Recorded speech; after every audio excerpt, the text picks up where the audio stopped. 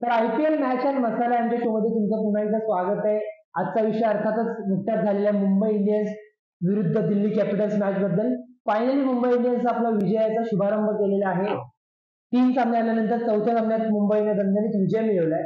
पण या विजयासोबतच कुठेतरी काही गोष्टी पुन्हा एकदा दिसून आल्या, त्या म्हणजे कॅप्टन्सी हवी तितकी अप टू द मार्क होत नाहीये. कारण बॉलिंग मध्ये 200च्या वर रन खाल्ले मुंबईनं. सोबतच कॅप्टन आणि फिनिशर हार्दिक पांड्या हा काय फॉर्म मध्ये अजूनही परतलेला नाहीये. त्या सर्व विषयावर चर्चा करण्यासाठी पराग माझ्यासोबत आहे.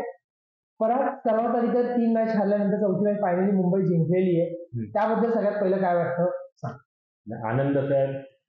जेव्हा जेव्हा मुंबई तिसरी हरून चौथी मॅच जिंकते, 2014ला क्वार्टर फायनल मध्ये गेलेली, 2019ला चॅम्पियन झालेले, त्यामुळे हा आपल्याला चान्स आहे की ही पण आपण चॅम्पियनशिप जिंकतोय, आयपीएलची ट्रॉफी जिंकतोय. म्हणजे ती गणिताची फॅन्स आपले आपले बांधलेच असतात. तुम्ही अशी कुठली गणितं बांधता का, नक्कीच कमेंट मध्ये सांगा. आणि त्याच्यानंतर मी बोललेला विषय म्हणजे कॅप्टन्सी अजूनही हवी तशी वाटत नाही. आणि कॅप्टन्सी साईडला ठेवली तरी हार्दिक पांड्या म्हणजे तो कॅप्टन म्हणून आलाय, पण तो टीम मध्ये परत आला, तो फिनिशर ही त्याच्यात सगळ्यात मोठी याची भूमिका आहे जी त्याने आतापर्यंत निभवली. आणि त्यामुळेच मुंबईनं 5 कप जे जिंकले त्यात महत्वाचा वाटा होता हार्दिक पांड्याचा.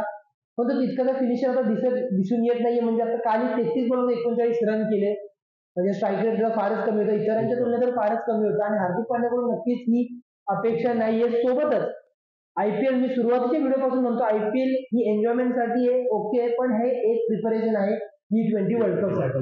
आणि T20 वर्ल्ड कप मध्ये हार्दिक पांड्या अशा फॉर्म मध्ये असला तर सर्वांसाठी टीमसाठी खूप जास्त डेंजरस असणार आहे.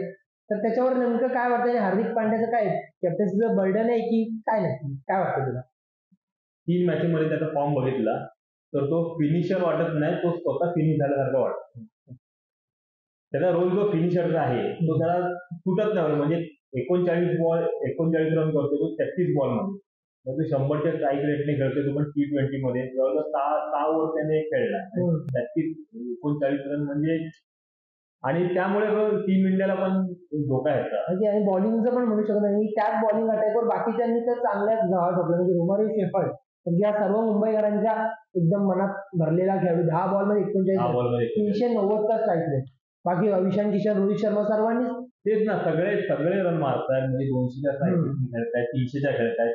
आणि हा 39 रन 33 बॉल मध्ये, म्हणजे हीच नाही मॅच, आधीच्या मॅच मध्ये पण 25 रन केले. मग याच्यामध्ये कॅप्टन्सीचं बर्डन असेल असं वाटतंय का? असेल, कॅप्टन्सीचं बर्डन असेल, कारण की तो स्टेडियम मध्ये तो त्याचा ते आवाज जेव्हा येतो आवाज येतो सगळं झालं ते तर त्याच्यामुळे तो कॅप्टन्सी प्लस तो त्याला बॉलिंग साठी कालच्या मॅच मध्ये तरी बॉलिंगच केली नाही. जर तू बॉलिंग नाही केली तर तू बॅटिंग मध्ये तरी तुला दाखवायला पाहिजे. बॉलिंगचं बर्डन असेल प्रिपेअर होते असं म्हटलं जाते, पण बॅटिंग जर त्याला मिळते आणि टायमात येतोय, हातात बॉल्स आहेत, पहिली बॅटिंग आहे, कोणतं बर्डन नाही तर फ्री बॅटिंग नक्कीच खेळायला हवं. पहिले 2-3 ओव्हर त्याने ठीक आहे, पहिले 2-3 ओव्हर विकेट गेल्या होत्या म्हणून तो 2-3 ओव्हर खेळला असेल. पुढच्या 3 ओव्हर मध्ये विकेट गेले तरी पण 75 रन पॉवर प्ले मध्ये झालेले, चांगला स्कोर. जेव्हा त्याची विकेट पडली त्यानंतर पुढच्या 4 ओव्हर मध्ये जवळजवळ 50 रन मारले, थँक्स टू रोमारिओ शेफर्ड. 50 रन मारले डेव्हिडने आणि त्याने. म्हणजे ती विकेट नसती पडली तर आपला स्कोर एवढा झालाच नसता. म्हणजे कुठेतरी त्याच्यामुळे मॅच थांबली असती असं म्हटलं जातंय. म्हणजे 18व्या ओव्हर मध्ये पहिल्या 3 बॉल मध्ये आपण 14 मारले, आणि पुढच्या 2 बॉल तो खेळला, तिसऱ्या बॉलला आउट झाला. तर 3 बॉल मध्ये अजून तरी 10 रन आले असते आपले. तो आउट झाला, एक आपला आउट झाला, तो मुंबई इंडियन्सचं लकच होतं. म्हणजे तो खूपच, म्हणजे आता बऱ्याचसारख्या खूपच त्याच्यावर आरोप केले जात आहेत.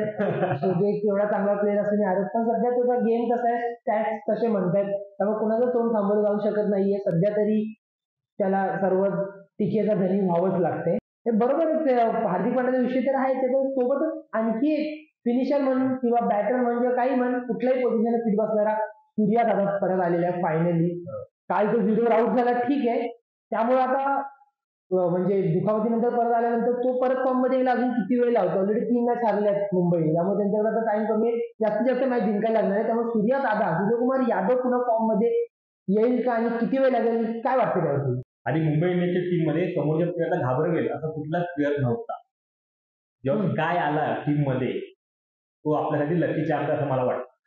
3 मॅच नंतर चौथी 3 मॅच नंतर चौथी मॅच आपण जिंकलोय. त्याने भले 0वर आउट झाला असेल, पण माझ्यासाठी तरी आणि मुंबई इंडियन्सच्या सगळ्यांसाठी फॅनसाठी तो लकी चॅम्प होता. फॅन्सच्या दृष्टीने बोलू शकतो लकी चॅम्प, पण त्याला फॉर्म मध्ये लवकरात लवकर येणं तितकंच गरजेचं आहे. ऑलरेडी काल तो फॉर्म मध्ये नव्हता, 0वर आउट झाला आणि नंतर त्याला रिप्लेस केलं इम्पॅक्ट प्लेअरच्या जागी. पण मला वाटतं तो पुढची मॅच खेळेल आणि अजून पण चांगला फॉर्म दाखवेल. पहिल्यासारखं काय आपल्याला दिसेल.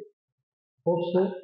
व्हिडिओ जसा संपत आला तसा जर स्टार्टिंग पासून सुरुवात केली तर एंडिंगला आपल्याला बॉलिंग लाईनचा विषय येतो. जे मुंबईची बॉलिंग अजिबात खास नाही. बुमरावर एकट्यावर किती वेळ डिपेंड राहायचं. वॉर्जनने काल काही विकेट घेतले, चांगली खेळी केली त्याने, पण 200च्या वर रन जर रिटर्न मध्ये खाते मुंबई होम ग्राउंड मध्ये तर काय ते खास बरोबर नाहीच आहे गोष्ट. बॉलिंग लाईनचा परत विषय आहेच आहे. पियुष चावलाला खूप जास्त रन्स पडले, म्हणजे एक अनुभवी एकमेव स्पिनर जर म्हणतोय तर आता चेंजही काही करू शकत नाही. ऑलरेडी जे बेस्ट आहेत ते खेळतातच आहे. म्हणजे मागील 2-3 वर्षात विश्वास आता जोफ्रा आर्चर इंजर्ड आहे, त्यामुळे मुंबईची बॉलिंग ठरावी. जोफ्रा आर्चर तर नाहीच आहे संघात, जे घेतले ते सगळे आहेत ऑन ग्राउंड.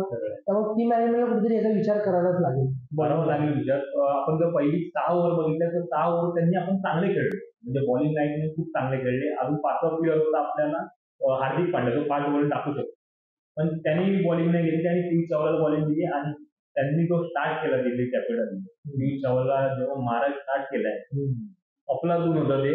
पृथ्वी शॉने जेव्हा स्टार्ट केलं त्याने त्याला पृथ्वी दाखवली. अगदीच. तर विषय तर आहे मुंबईच्या सध्या टीमचा म्हणाल तर त्यांनी आता कमबॅक तर केलंय, पण पुढे कशी खेळी करतात हे डिपेंड आहे. हार्दिक पांड्याची कॅप्टन्सी, फिनिशिंग रोल आणि अर्थात बॉलिंग लाईनअप कशी फिरवतात त्यावर. तुम्हाला सर्वांवर काय वाटतं आणि हार्दिक पांड्या तर फिनिशिंग कुठेतरी फिनिश झालंय का असं तुम्हाला वाटतं का? कमेंट्स मध्ये नक्की कळवा आणि पाहत राहा पुढारी न्यूज.